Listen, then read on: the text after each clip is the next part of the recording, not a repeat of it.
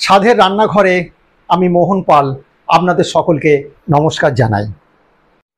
আজ আপনাদের সামনে উপস্থিত করছি টক ঝাল মিষ্টির আমের আচার। খুব সহজে কিভাবে আমের আচার তৈরি করা যায় আপনাদের দেখাচ্ছি। আর এই আচারটি তৈরি করব অবশ্যই আখের গুড় দিয়ে, কারণ চিনি অনেকেরই বারণ, চিনি খাওয়া স্বাস্থ্যের পক্ষে খুবই ক্ষতিকর।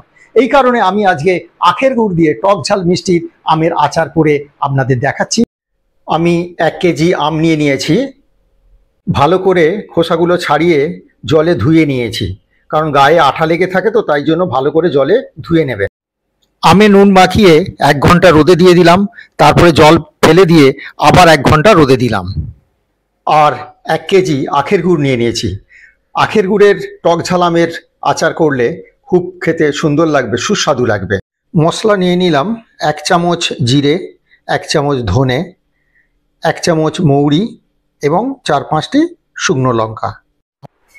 লঙ্কা বাদে সব মশলাকে একসাথে ভেজে নিলাম। তারপর ঠান্ডা হয়ে গেলে খুব ভালো করে মিহি করে গুঁড়িয়ে নেব। এই রেসিপিটি দেখতে দেখতে চ্যানেলটিকে অবশ্যই সাবস্ক্রাইব করবেন, বেল আইকনে চাপ দেবেন, কারণ যখনই আমি এই ধরনের কোনো ভিডিও পোস্ট করব আপনাদের কাছে আগে নোটিফিকেশান চলে যাবে। 4 ঘন্টার মতো রোদে দিয়ে দিয়েছিলাম, তারপরে তুলে আনলাম। দেখলাম খুব সুন্দর শুকনো হয়ে গেছে। একটু ভালো করে শুকনো করতে হবে, তাহলে দীর্ঘদিন ধরে থাকবে। তবে শুকনো করার আগে অনেকবার নাড়িয়ে নিয়েছিলাম, উলট পালট করে দিয়েছিলাম। আর নুন দেওয়ার ফলে যে জলটা বেরিয়েছিল 2-3 বার ধরে জলটা সমস্ত ফেলে দিয়েছিলাম।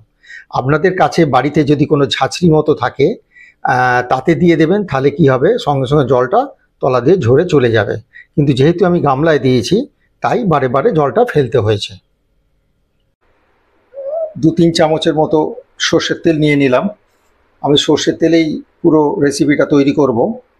এতে 5 ফোড়ন এবং লঙ্কা দিয়ে দিলাম, বেশ সুন্দর হয়ে গেছে। এতে আমি এবারে আমগুলো ঢেলে দেব। এইগুলোকে ভালো করে নেড়ে নেব। মিনিট 5 ধরে 4-5 মিনিট একটু এভাবে নেড়ে নেব। এরপরে আমি এই গুড় দিয়ে দিচ্ছি। গ্যাসের ফ্লেমটা কিন্তু অল্পই থাকবে, মিডিয়াম থেকেও একটু কম থাকবে। একটু বাদে আমি বাড়াবো। আগে গুড়টাকে ভালো করে নাড়িয়ে দিই। সমস্ত গুড়টা ঢেলে দিলাম। এভাবে সমস্ত গুড়টাকে মিশিয়ে নিলাম। এরপরে এভাবেই মোটামুটি 5-7 মিনিট ফোটাবো। টকবক করে ফুটছে, এভাবেই বেশ কিছুক্ষণ ফুটবে, যতক্ষণ না আমগুলো ভালোভাবে সেদ্ধ হয়ে যায়। ক্রমাগত নাড়তে হবে, যাতে দেখে নেবেন যে তলাটায় ধরে না যায়, তলাটা বসে না যায়। 2 ছিপির মতো আমি ভিনিগার দিয়ে দিলাম নামানোর 2-3 মিনিট আগে। এটাকে একটু নাড়িয়ে নেব। নাড়ানোর পরে খুব সুন্দর সেদ্ধ হয়ে গেছে, দারুণ কালার হয়েছে। এবার আমি মশলাগুলো এখানে দিয়ে দিলাম। মশলাটা ভালো করে মিশিয়ে নেব। দারুণ সেন্ট ছেড়েছে। ভিনিগার দেওয়ার অর্থ হচ্ছে, ভিনিগার দিলে অনেক দিন আমাদের আচারটা থাকবে, নাহলে তাড়াতাড়ি নষ্ট হয়ে যাবে, এই কারণে ভিনিগার দেওয়া হয়। এবার মশলা দিয়ে ভালো করে নাড়িয়ে নিলাম। নাড়িয়ে এটা মিনিট খানেক এখনো ফুটবে। 1 মিনিট ফোটার পরে আমি ফ্লেম অফ করে দেব।